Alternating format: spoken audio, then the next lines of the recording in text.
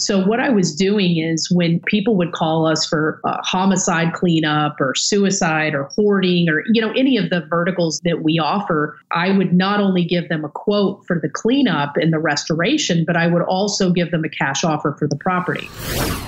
This episode brought to you by Suites at Madison. Meeting and conference rooms for rent by the hour, week, month, or year. Suites at Madison, where business gets done. Check them out at www.downtowntampaoffice.com. Now, on to the show. You are listening to the Invest Florida Real Estate Show, covering topics in lending, buy and sell strategies, property management, hot markets, and tips and tools to guide you along the way on your path to real estate success. You want Florida investment real estate talk? You have come to the right place. And now, our hosts, Eric Odom and Steven Silverman. Hello and welcome to another episode of the Invest Florida Real Estate Show. This is your co-host, Eric Odom, along with Steven Silverman. Steven, rising interest rate environment, how is it affecting the business? So it's really interesting because there's still a lot more demand than supply, but things are slowing down. They're sitting a little bit longer. The days of multiple offers coming in are going to be fewer and further spread out than we had just 3 months ago. Yeah, I mean, interest rates have come up quite a bit, but you have to put it in perspective, Steven. And we're back right now to like 2018 levels, so yeah, they're higher than they were 6 months ago, but if you look at it over the course of time, they're still very, very reasonable. But I think what we're seeing now is that hyperinflation of people driving up prices of homes based on their principal and interest payment is that I think those days are really in the rearview mirror at this point. Yeah, and the expectation of additional inflation is causing a lot of angst. Yeah, no question about it. I mean, it's going to be interesting to see what happens in the economy. Is it going to be a recession? Is it going to be a soft landing, quote unquote, where the consumer sort of slows down and things kind of go back to normal? I don't know. I mean, obviously, the thing that's always concerned me about what's happened over the last, let's say, 13 years has been the unprecedented amount of liquidity that's been pumped into the market by the Fed and an interventionist Fed, and also what we've seen on just horrifically irresponsible fiscal policy. That's true. And remember, Florida also lives in a kind of bubble that probably doesn't happen in a lot of other places in the country. And that bubble is all the people coming down. There's just so much more demand than supply that it's been insulating the market from regular forces down here. Really, I don't know when this started. Perhaps it was Y2K, Steven.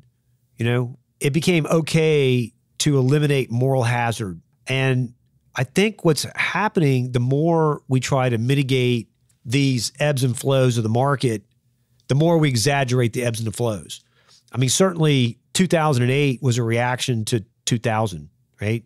And we had a little bit of a, relatively speaking, of a little bit of a blip downward, and then a massive influx. Yeah, in 2008. But if you go back to Russian debt crisis, you go back to 1987 stock market crash, you go back and you look at these things, and you've had a Fed, unelected Fed, having increasingly interventionist policies. And then besides 1996, just grossly irresponsible fiscal policy, which seems to be getting more and more irresponsible as time goes on. And it seems like both parties understand that if you just spend, it's fine. Just keep spending and let's not worry about taxing. Grow our deficit. And truthfully, a country's no different from a person. You have to stay solvent because eventually somebody's got to pay the piper. They're really taking advantage of the good credit of the United States worldwide, and there has to be at some point a paying of the piper. And so you always wonder, is this the time? Is this the time now that there's going to be some sort of cataclysmic event that the Fed nor the U.S. government can catch? So it's always a concern in the back of my head. Is it going to happen? I don't know. Well, the other side of that same coin is that, the more the Fed intervenes, the less tools they have available to rectify a situation and on monetary policy. So anyway, that's above my pay grade, but it is always nice to think about it. Yeah. No, it's not nice to think about yeah, it. It's important to think It's important to think about it. It's always something you have to have in the back of your mind. I mean, I'm still bullish as I could possibly be in the state of Florida. I think Florida is, is probably the best place in the country to invest in real estate, despite all the issues and the challenges that we have. But obviously we're tied to the national economy and the international economy, and any kind of blip on whether China or the United States is going to have a roiling effect. Hopefully it's not this time, but it's always in the back of my mind that this might be different this time, and you just have to be vigilant to what's going on. Stephen, we like for our listeners to give us reviews.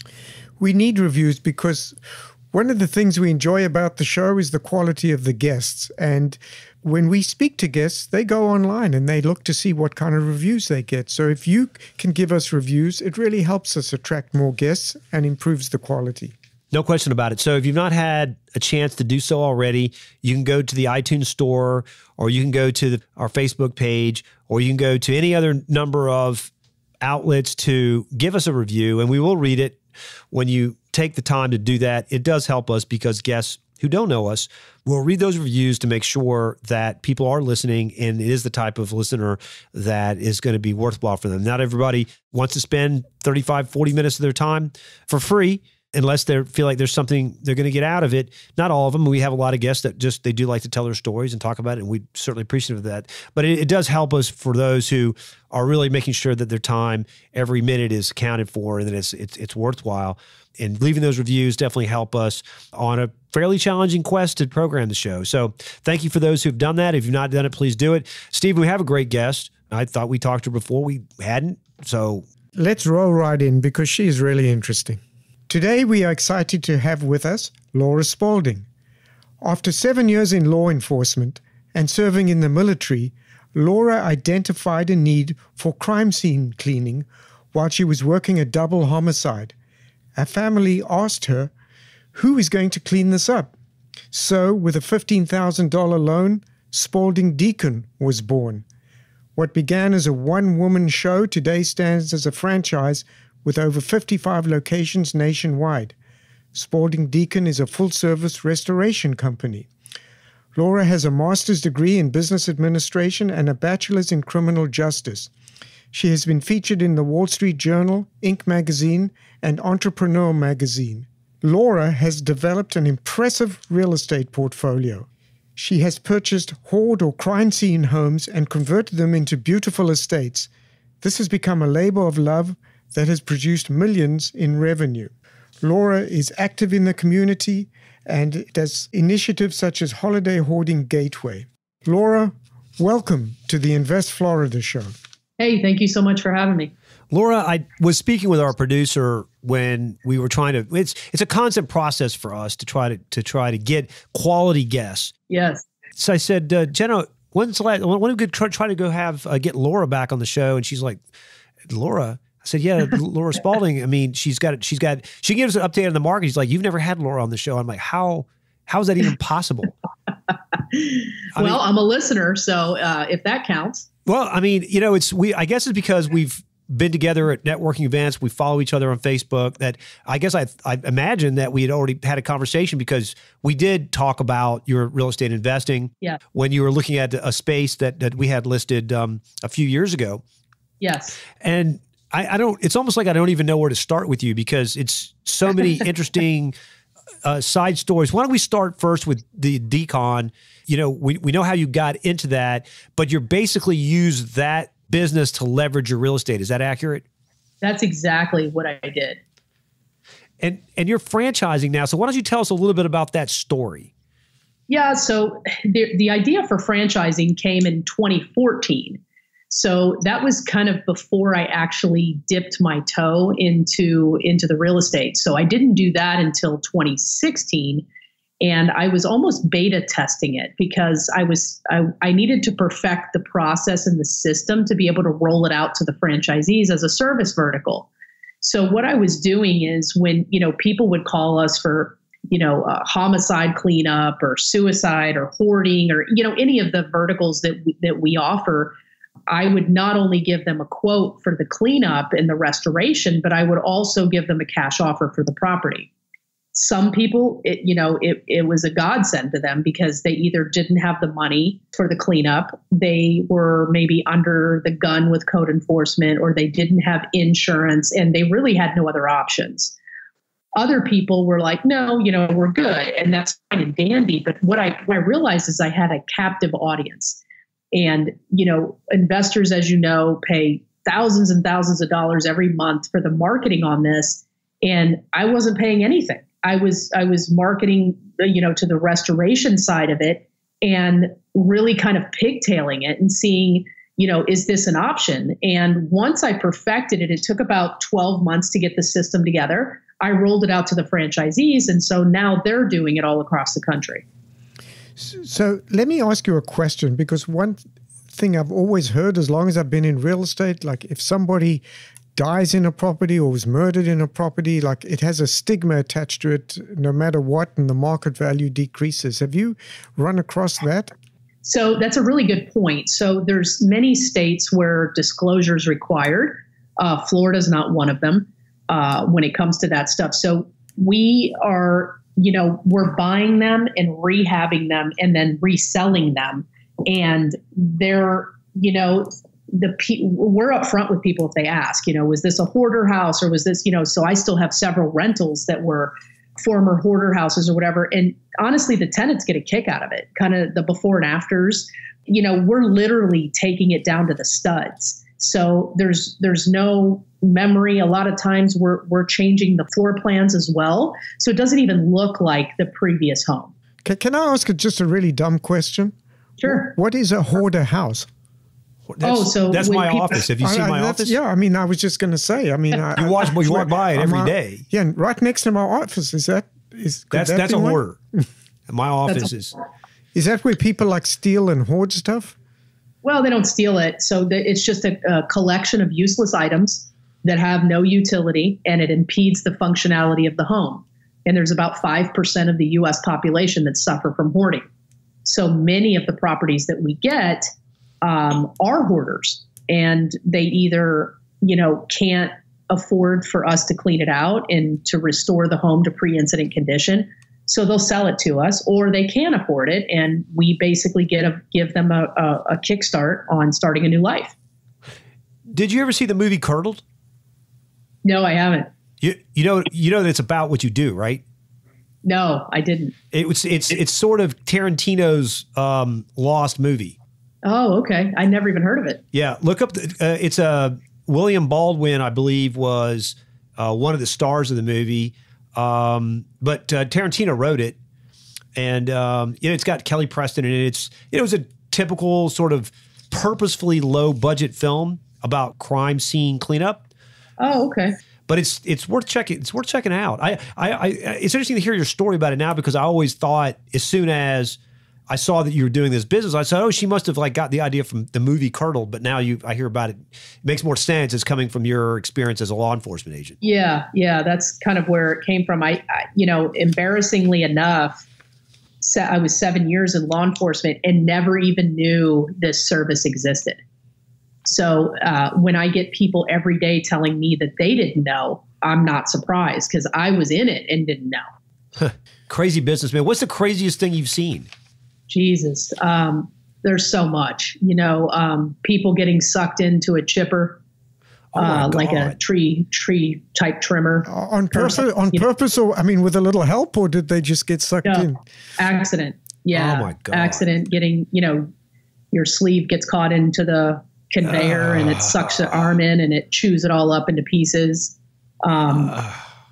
Shotgun suicides, people's brain matter flying everywhere. Massive amounts of maggots. I've had one person that decomposed and wasn't found for 9 months. So they just melted through the floor of the home. I wonder if that was my home that I bought. Yeah, I was in St. Pete. Oh, because this one was in South Tampa that I bought from an estate planning attorney. The heirs had been fighting over it, and how are they going to dispose of it, get rid of it, whatever. And they gone through a couple of different start and stops with investors, And finally, every time there's any kind of a hiccup, the family members would lose their minds over it because they were fighting with each other. And so the attorney finally called me and said, "Can you solve this? Because I know that you'll close if you say you're going to close. And we can't have any hiccups. There can't be any retrades. There can't be any, let's do this or do that. You got to close. We got to do it in 2 weeks."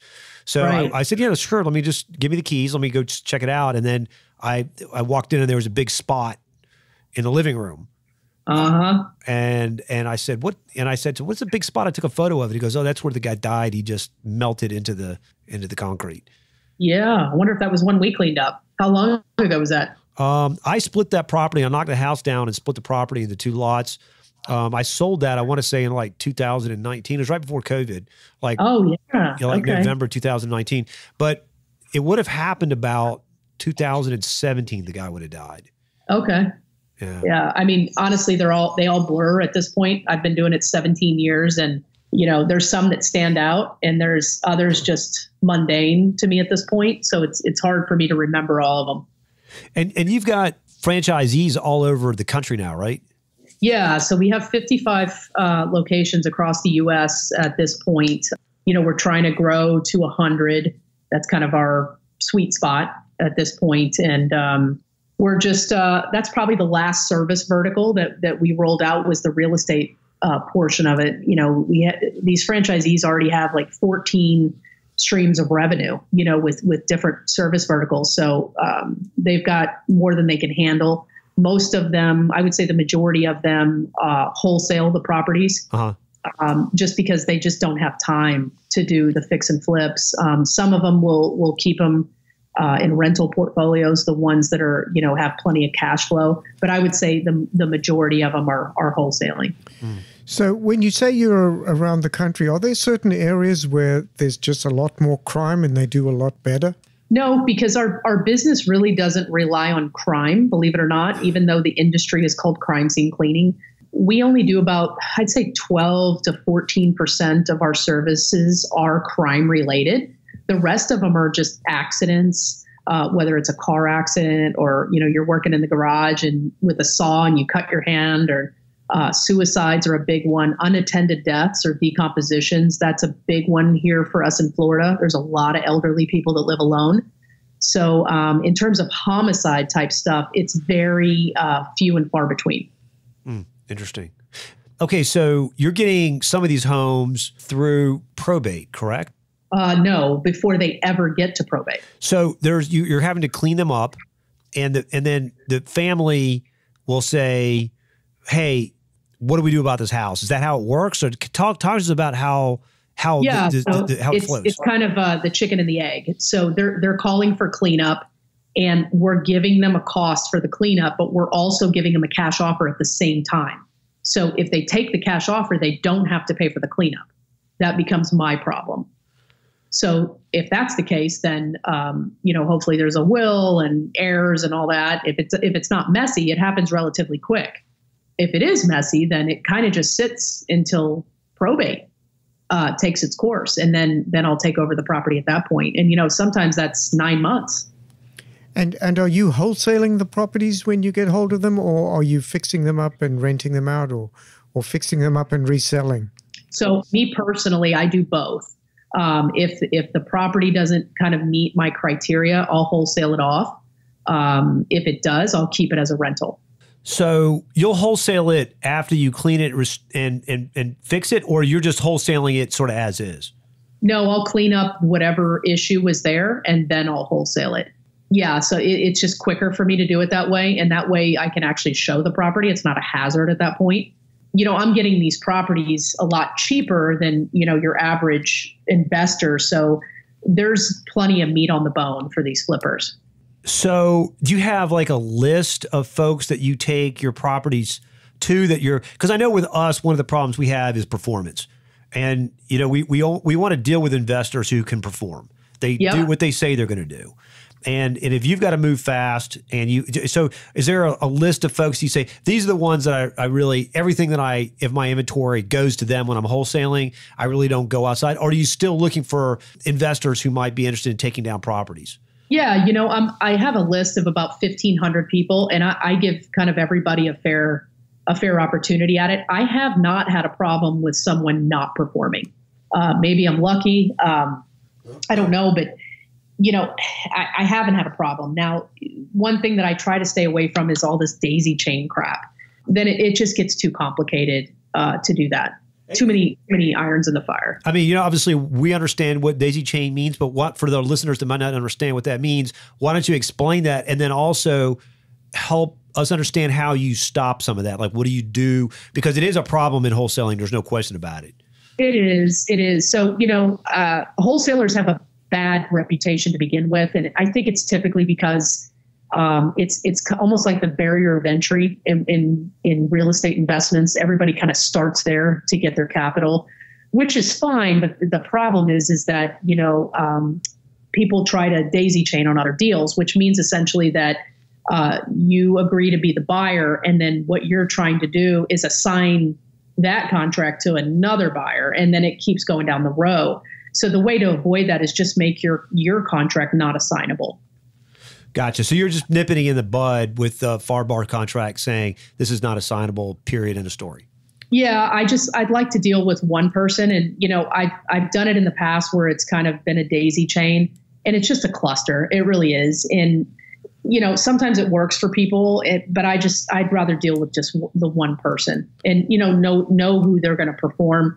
If you make, the earnest money high enough, you can typically, get somebody that's going to perform. And then once they buy it and they see, how much meat is left on the bone, we're getting bombarded by those same investors, which is great. And then we can just kind of cherry pick from there. So Laura, in terms of the kinds of properties, I'm making an assumption that almost all of them are residential. Have you ever come across commercial properties in that same kind of scenario? I have, but I have not bought them.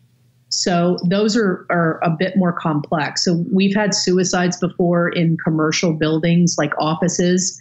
But the issue with that, it's more complex because you typically have multiple owners and then they're not wanting to sell if one of the principals committed suicide or something. There's still other principals that need to run the business. So it's just not as clean as it is with residential. So talk to us a little bit about commercial have there been anything that comes up in commercial where you thought you might have had a chance to bid on it, or they all been, there's other principals and it's just not really an issue? Yeah, it's at least in my situation, there's never been a chance to where they'll even entertain it. And rightly so. When you have a couple of owners of a business, and one of them passes away on the property, they're calling us clearly for cleanup. They're not only trying to figure out what the heck am I going to do with the other half of this? How do I, disseminate their work, their responsibilities? So the last thing on their mind is, let me get rid of the property. They're dealing with kind of one thing at a time. Sure. So I've never had, the opportunity. And again, it doesn't happen very often on commercial properties. We'll get a suicide here and there, but it's not near as much as residential. Steve, did I ever tell you about the contractor that died on one of my properties? Because he was trying to do a deal with you, and that's no, there's no joke to it. It was actually for real. It was Christmas. It was Christmas, Thanksgiving time, and the contractor was so far behind. And then he had a penalty. There's a performance deal inside of his contract. We're doing a retail build out for a national tenant, and it was I think 150% of his daily fees as a penalty.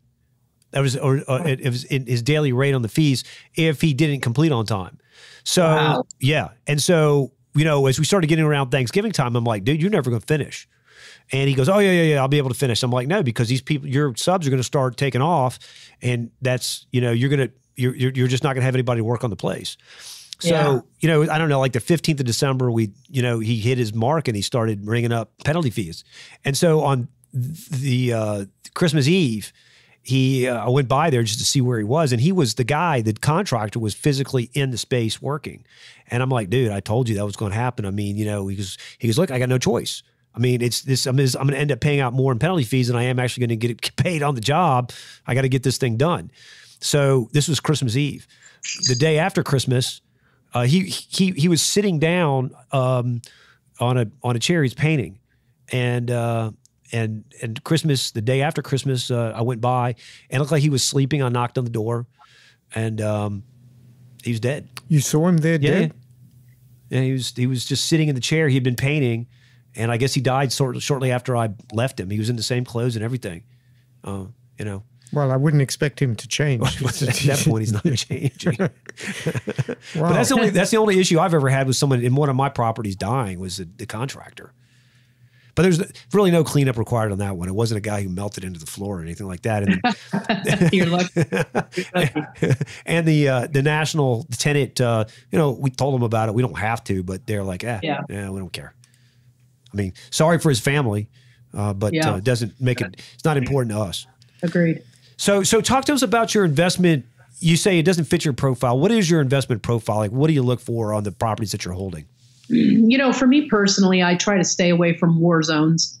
It just doesn't suit my schedule. It's far too much work. They are high cash flow, but just very, very low quality of life. Yeah, the quality of tenants, a lot of problems. So if it's in a war zone, I'll typically wholesale it off. And there's guys that love war zones. Oh, yeah. You know, yeah. Exactly. So there's plenty of buyers for that. It's just I try to stay with ABC type properties, less of the C's, more of the B's type place. Okay. And is it only in the Tampa Bay area, or would you invest in something in Atlanta? Yeah, I'd invest anywhere. I had a property in Athens, Georgia, that I purchased kind of sight unseen because the numbers worked, and that was great. I don't mind it. You have to have, a good team, boots on the ground, to be able to trust that. I got into Airbnbs about 8 months ago, so I have several of those now that I really kind of enjoy designing, rehabbing, and furnishing. And they make better cash flow than a long-term renter. But I don't want all my eggs in that basket, so I have a little bit of both. And do you have a team, like I know you've got a team for the restoration. Do you have a team also for the renovation? I do. So I use kind of, contractors for the rehabs. I have an internal team, one person that does all of the short-term rental checks, to make sure the cleaners showed up, to make sure and another person handles all the communication with the guests and the bookings.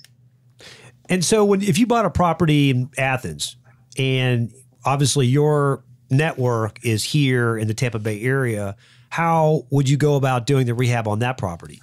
Yeah, that's a good question. So what I did is I contacted the local RIA, and they were a great help. And I said, I need a roofer, I need a general contractor, I need this, and that. And I just kind of used their recommendations, and that's how I got the rehab done in a timely manner. I did go up there one time to check on it, but they were pretty good about sending me kind of pictures and videos at certain points to get, we had, what do you call it? Like when you're, you have certain points to get paid. We had like 4 of those, and, they would show me proof with photos and video. Thank God for technology, or I probably couldn't have been able to do it. And I suppose your franchisees, they're not going to have most of them, I would imagine, the depth of equity pockets that you would have. Do they bring deals to you and say, help me or participate with me on this deal? Yeah. And I honestly, I wish that they would do more. I always tell them, like, I'm your buyer, so if you can wholesale it off to me, I'm your buyer. I don't care where it is, I'll buy it. And then, just kind of rehab it myself and stick it on the MLS. But they're using their own flippers in their own locations. And they just, keep pumping those guys and kind of keep using the same people. Tell me about your numbers. Like, you talk about you want somebody to fit inside of a box for you. What are some of the bogeys that you have when you're looking at a property and how you might go about trying to price that for purchase? Yeah. So, I kind of use the same formula as everybody else in terms of the 70%. When the market went really high and it got really competitive, I mean, there was some properties in B class neighborhoods. I was going up to 85% minus repairs. And those are the ones that I would keep. So when you say 85%, you're saying, just to make sure that listeners understand, you're 85% of after repair value. Yes. Okay. Yes. I'm sorry. Right. I should have explained that, minus the repairs, of course. Gotcha. So a lot of these properties, obviously when I'm getting properties that are extremely distressed, like more so than the average foreclosure that you would see, rats and, just infestations, body fluids, dead animals inside, like these are extreme. So my rehabs are, quite a bit more than probably the average flipper because I'm having to do, take them down to the studs essentially in many cases. Yeah, there's no way if there's some melted body in the floor that you're going to be able to get, being crass, the smell out of the drywall. It's just not possible. I mean, you correct me if I'm wrong. Yeah, there's a lot of rehab that we have to do, and then depending on like where it's located and stuff, I'll either, fix it and flip it, or I'll keep it as a rental. And I've never had anyone say, I still smell something. Thank God. I smell a rat. So just to be clear for our listeners, what you do is you calculate what the after repair value would be, or you estimate it. You offer 85% of that less what you estimate the repair cost to be. Yeah, that was in, when it was crazy, the market. It's starting to slow down now, as you probably can tell. So, when there was, 8 million offers on a house, I was putting it at 85%. And, even then, some of them I don't get. Some of them I do. It's a numbers game. The more offers that you make, the more you'll get. Tell us what you're seeing in the market right now. Obviously, we know we're seeing some softening over the past 8 weeks. What are you seeing on the ground? Yeah, I'm seeing a lot of stuff that's sitting. It's going to sit for a while longer. I'm not seeing the 20 offers on one house, at least on the stuff that I'm looking at anymore. I don't foresee a 2008. Of course, that was a unique situation that was almost pretty self-inflicted with the banks. I see a little bit different. I see maybe with inflation that people might have overbought a little bit, and they might be feeling the pinch. So I think we're going to see some foreclosures, some BK, some bankruptcies, and kind of people tightening their wallets because I think the inflation is going to go up a little more. Well, you're seeing credit cards, which were at like a 20-something year low, are now on the rise again, and savings, last year this time were at like a 50-year high, and that's all evaporated too. So, you have to think that eventually is that's all going to roll downhill. I agree, 100%. Yeah, and there's another thing that's taking place now. Buyers were getting loans, and suddenly banks are saying it's not appraising, and so that's that's another reason the prices are going down and houses will sit. Appraisals are all over the place too. I had one house recently, as a matter of fact, in the last 3 months, I had 3 separate appraisals on them, and they differed by $100,000 each. Sometimes I look at a 40-page appraisal report, and it's got all this information. It's 40 pages, and on the first page is a guess. Yeah. Yep. Just lick the finger and stick it in the air. It's just amazing, because I think what the banks just want to do is just show that they're being diligent, but it's a guess. And I've had the same thing happen. It's highly subjective. It very much is. And that's why I ended up getting so many appraisals, because the first refinance that I was doing, it came back and I'm like, there's no way that's accurate. There's no way. So I just went to a different bank, got another appraisal. It was up $100,000. So, you don't have to agree with an appraisal. It's very subjective. It's not science. It's an opinion.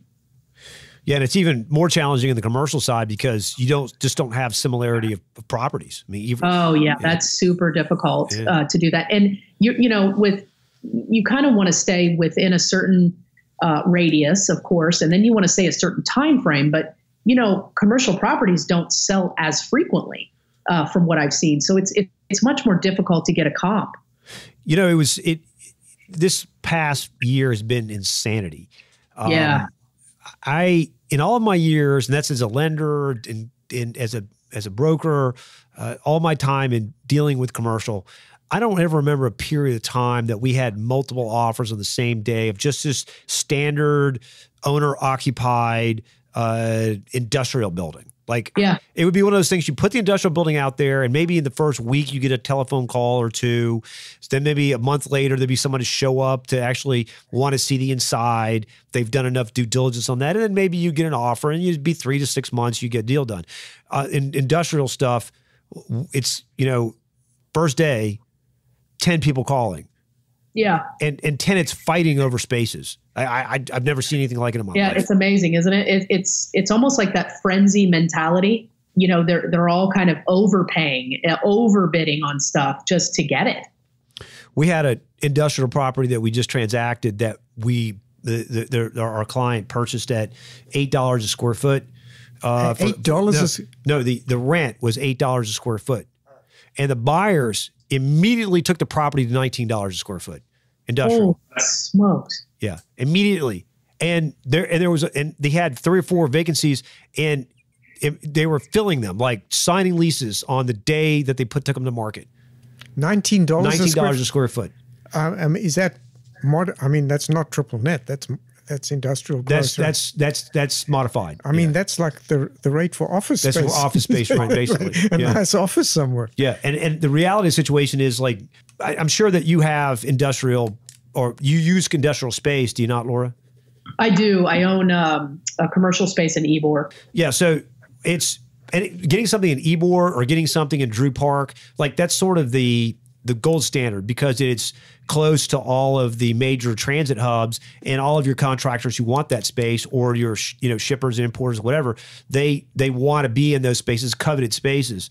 And so but there's only so much dirt there, and industrial, and there's nothing else you can do because they're not making any more industrial property.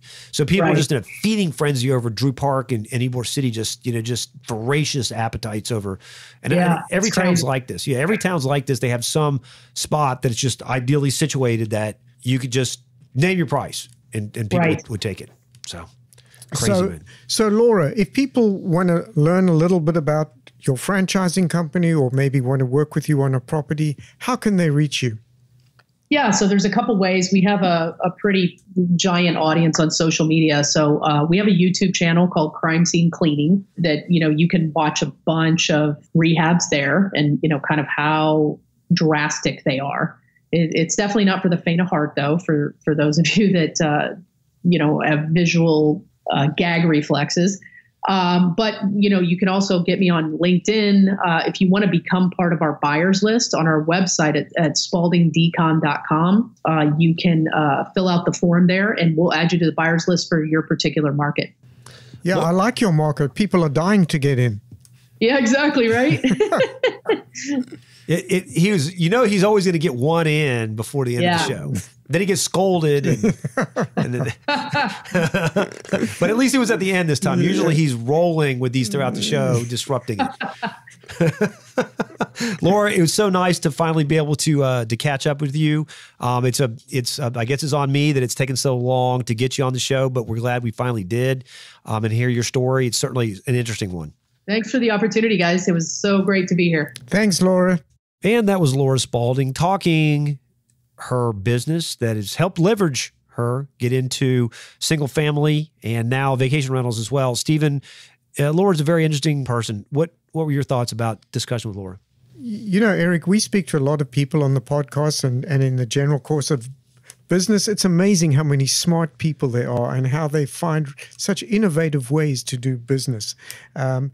She's certainly got an in in a way that other people can't get in, but she still has her criteria. Like, she's not going to go into war zones, and she's going to build in the right way and keep building. Well, just following her through Facebook and LinkedIn and whatnot, and I see what her posts and her comments and things. I've always been an admirer of how organized she is, how she understands the hurdles that are in her way and how she overcomes those hurdles.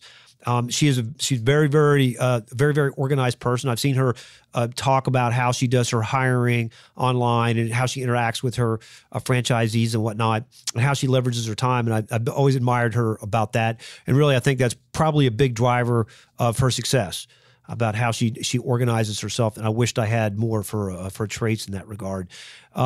Stephen, Laura was a great guest. And how else, if folks want to listen to other great guests, can they do that? They absolutely can. And the place to go is our website, www.investfloridashow.com. You can go into the archives and see podcasts from all our past guests. And also, you can download the app so you can listen while you're mobile. Guys, as always, we appreciate the time that you invest with us each and every episode. And until next time, hasta la vista. You've just listened to the Invest Florida podcast with Eric Odom and Stephen Silverman. Join us every week for actionable real estate investment ideas, and of course, visit our website at www.investfloridashow.com for more shows and tips on how to earn a cash flow in the real estate market in Florida. While hosts and producers of the Invest Florida show have no reason to doubt the validity of comments of our guests, we do not warranty their accuracy. Please check with your legal, financial, and tax advisors before entering into any investment. Returns will vary from person to person and deal to deal based on unique circumstances. All information expressed in this show is for educational purposes only. Opinions of the guests are not necessarily shared by the hosts and producers of the Invest Florida show.